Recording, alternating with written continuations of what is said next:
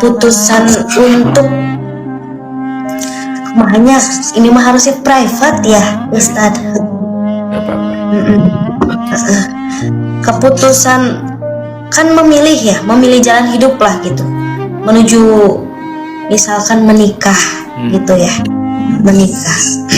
Lalu kita harus merelakan dunia kita gitu, karena kan dua dunia berarti kan, yang satu harus merelakan dunianya, yang satu masuk ke dunianya gitu.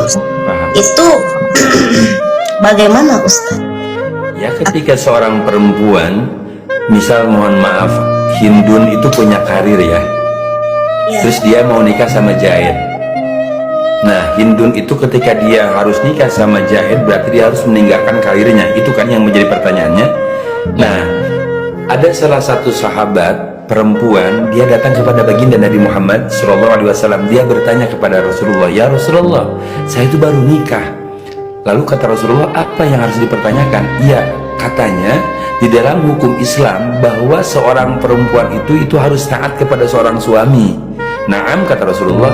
"Itu bagaimana batasannya taatnya seorang istri kepada suami?" Lalu Rasul menjawab, "Seandainya di tubuh suami kamu itu banyak nanah dan darah, lalu suami kamu memerintahkan sama kamu, 'Fulan, tolong bersihkan nanah dan darah ini sama lidah kamu, dijilat,' lalu dilaksanakan oleh si perempuan. Nah, itu taatnya seorang istri tidak sebanding kepada seorang suami. Berarti dengan tanda kutip batasan taatnya seorang istri itu tidak ada batasan taatnya kepada seorang suami. Lalu baliklah kepada pertanyaan, mana yang harus kita ambil? Berarti yang harus kita ambil, tinggalkan karir kita, karena rezekinya seorang istri ada di seorang suami. Tapi kadang kita gini, karena kan kata Allah kayak gini nih. Kata Allah tuh kayak gini, urus suami kamu, urus rumah tangga kamu, urus anak kamu.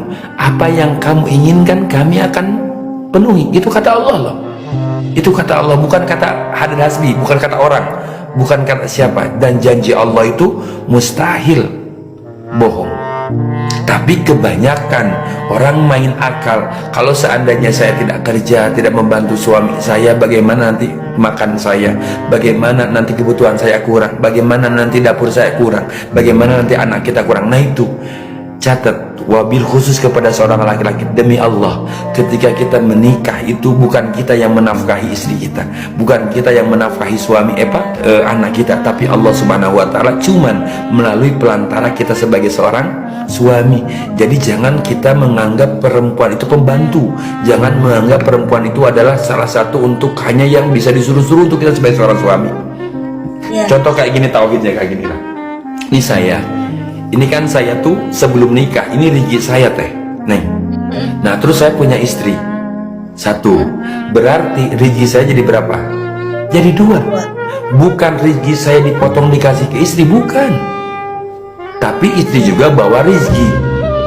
Ya wong sebelum nikah juga kan dia udah bisa makan dan sebagainya.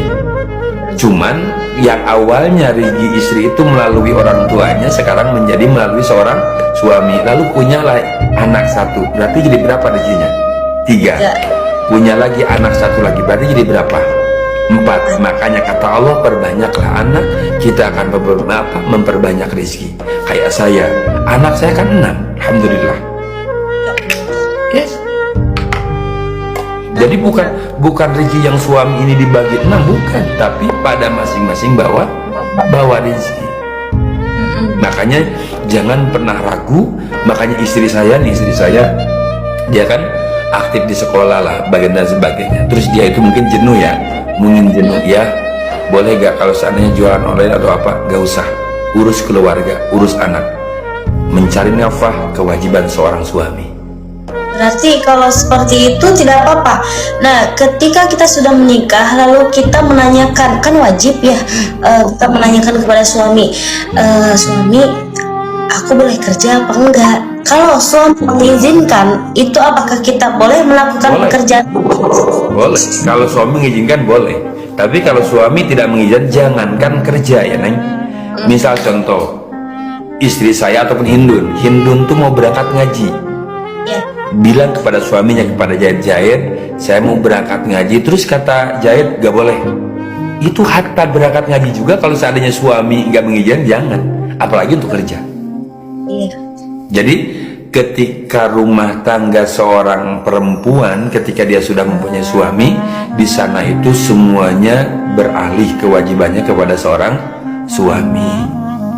Bahkan patuhnya, taatnya seorang anak ketika sudah rumah tangga sama punya suami, itu lebih patuh kepada suaminya daripada kepada orang tuanya.